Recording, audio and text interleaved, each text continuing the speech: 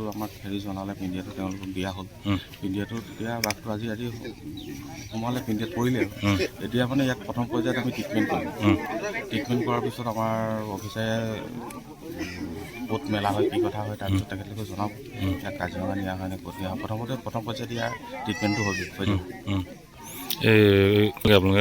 এতিয়া ক'ত নিয়া হ'ব আমাৰ ছাৰেহে সেইটো থিৰাং কৰিব, কোন জেগাত মেলা হ'ব। প্ৰথমতে ইয়াৰ মেডিকেল ট্ৰিটমেণ্টো হ'ব, মানে চাব লাগিব, তাৰপিছতে দিয়া হ'ব।